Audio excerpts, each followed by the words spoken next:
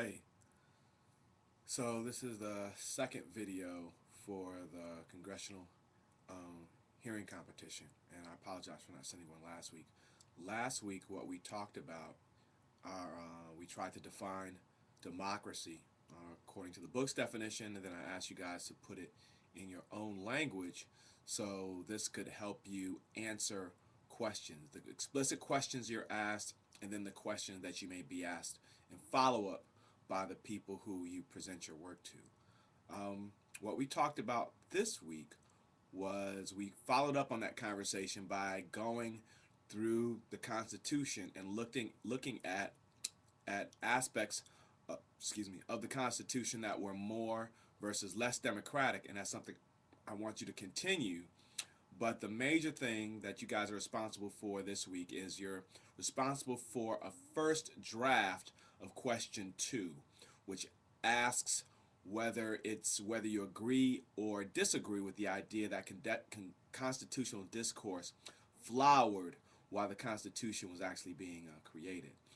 We talked a little bit about what discourse means a little bit about what the idea of constitutional discourse means, right? So we thought about it in two ways. We talked about constitutional discourse as a set of discussions about what was in the Constitution, and then a set of discussions about what the Constitution means. What I'd also like to do is I'd also like you guys in writing your draft to think about uh, the role of power in discourse. Now, we've already talked about power in one way, right? That is, we've talked about power as it relates to democracy and voice.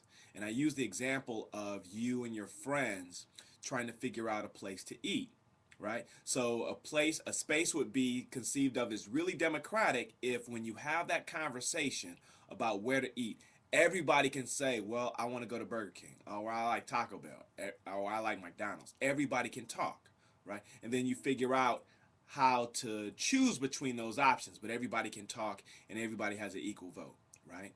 I like to complicate that in one way. Imagine a scenario in which everybody can speak, but it's clear that only one person or two people really have power, right? And then they can use that authority and that power to make everybody else do what they say. So in this case, we'll take that same example, 5 guys, right? You got 5 people trying to figure out where to eat. Everybody can talk and everybody can have their say, but only one person has a car, right? So you guys can talk. You guys can talk, but you know that the person with the car only likes Burger King and McDonald's and will only drive if it's one of those two choices. Now, that person with the car can either say it, like, listen, you can say whatever you want, but I only want Burger King and McDonald's, right? Or you could easily imagine a scenario in which he or she doesn't have to say it, but everybody's pretty much thinking it, right? Now, I bring that up not to make your job harder, although I guess it probably does make your writing job a little bit harder.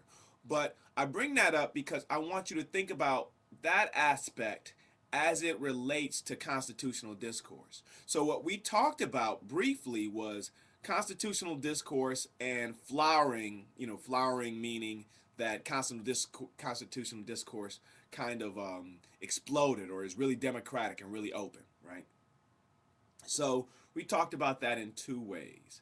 One way is we looked at the wide range of people who might conceivably have a stake or have a say in how the Constitution was worded, and then to what extent people were included or not included in that conversation, right? So it's clear that people who looked like us had some say or should have had some say in what the Constitution looked like, but they didn't have any say.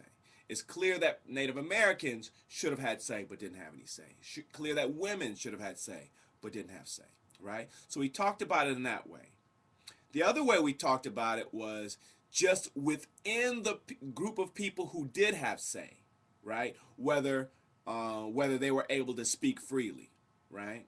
And so when you look at it, just those two populations or those two ways of thinking about it, you can easily imagine a scenario in which constitutional discourse flowered along one definition, that is, if we just look at the people who were explicitly given the authority to talk about the Constitution. On the other hand, we can argue that constitutional discourse did not flower if we look at all the people who could have talked but weren't given the right to, right? Using the additional mode of thinking about discourse that I just talked about, think about how even in that first case, even in the case in which we just look at the people who are given the authority to talk about the Constitution, think about how the type of power that I just talked about applies in that circumstance, right? So what we're going to do is talk about that this upcoming Thursday. Please have a draft ready. The thing is, with these types of competitions, they're on you sooner than you know, and next thing you know, you're actually in the room preparing. And you want to be in a situation where, or rather, you're in the room talking, and you want to be in a situation where you can be as prepared as possible, as that you can be. You have practiced as hard as possible, and that requires writing, rewriting, and talking. So on that note, look forward to seeing you guys on Thursday. Peace.